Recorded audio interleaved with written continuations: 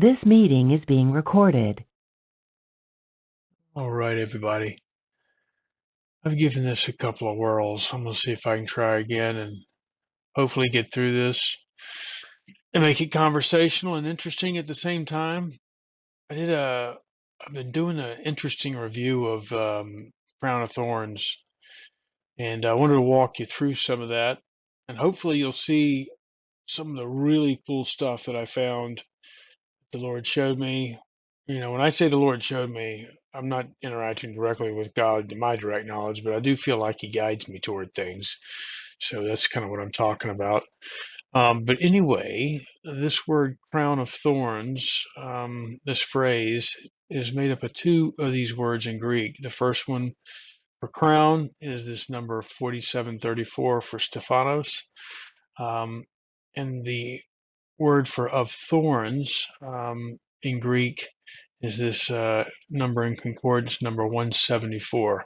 And I'm going to tell you, these numbers do have a relationship with these words and also with the theme that's woven in there. And I'll show you some of that. But everything's pretty relevant in all of this. So I'm going to grab this verse from Matthew 27:29. And there's several verses where they have crown of thorns in it. But this one we're going to use just because it's good for an illustrative purpose. So Matthew 27:29, and when they had platted a crown of thorns, they put it upon his head and a reed in his right hand, and they bowed the knee before him and mocked him, saying, "Hail, King of the Jews." Um, Now check this out. So we know that this is a mocking thing that they're doing with this crown of thorns, but we also know it's pretty severe. But the word thorns has a lot of meaning in the Bible as well, as does the word crown, which is why I sort of got into this study. So notice right here that what they did is they placed a crown of thorns on the King of the Jews, because that's what they put on the placard above him. And I'm going to tell you that this crown of thorns represents a crown of unfaithful Israel, because thorns are gathered and burned at judgment, and unfaithful Israel acts or counts as thorns in this, because that's what the fruit is, right? Unfaithful Israel rejected their true king, and they placed a crown of thorns on his head, and that is symbolic of the condition of unfaithful Israel, because the fruit, right? The crown represents the fruit, and the fruit of unfaithful Israel is symbolized as thorns.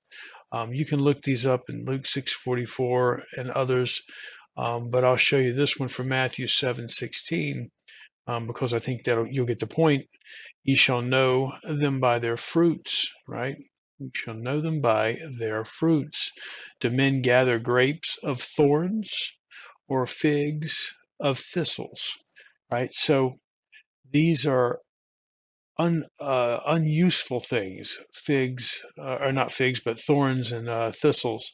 And the trees that produce fruit, good fruit, like grapes and figs, do not produce these things. That's what they're saying, right? We're not supposed to be producing this stuff, but unfaithful Israel, unfortunately, is, and that's the point that's being made here. So Hebrews 6:8.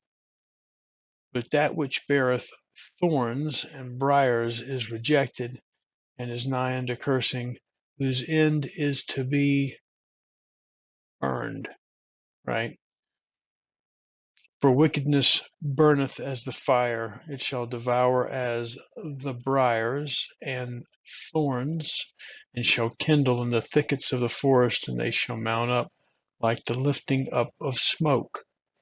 Notice here, what I'm saying is unfaithful and unfruitful Israel, and you can see this in the Proverbs.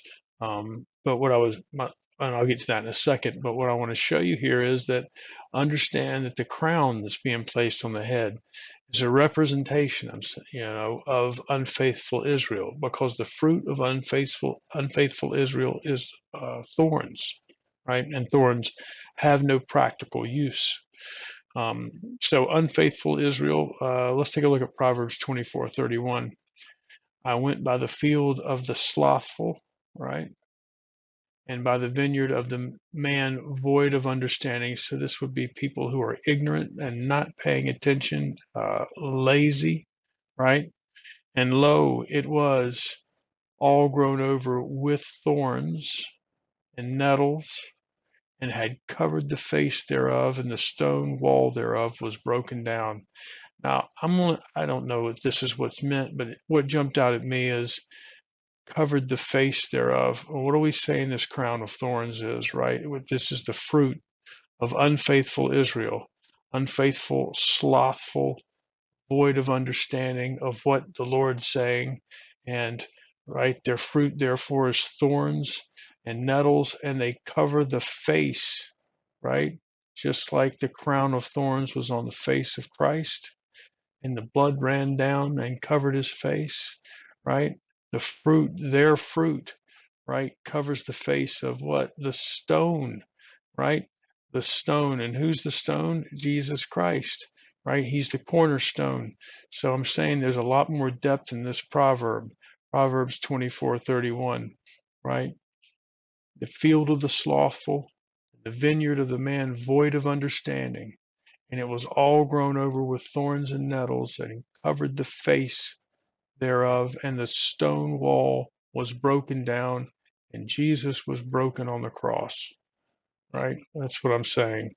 And this turns out to be Proverbs 24:31, the 17,111th verse of the Bible, which is a mind blower because of those numbers, right?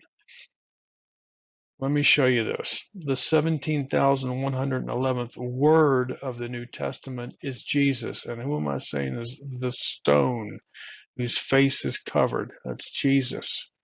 And he is the 17,111th word of the New Testament, just like this is the 17,111th verse of the Bible, right? The 17,111th word of the New Testament is located in Matthew 22:29. It's the first word.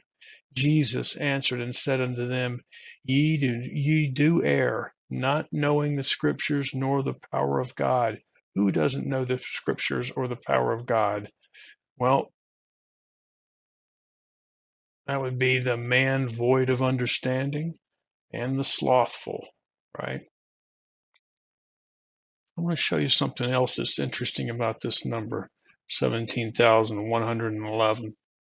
And that is 17 represents the day of resurrection for Jesus, which was the 17th of Nisan. If you remember, he was crucified on the 14th and he rose 3 days later. That would be the 17th.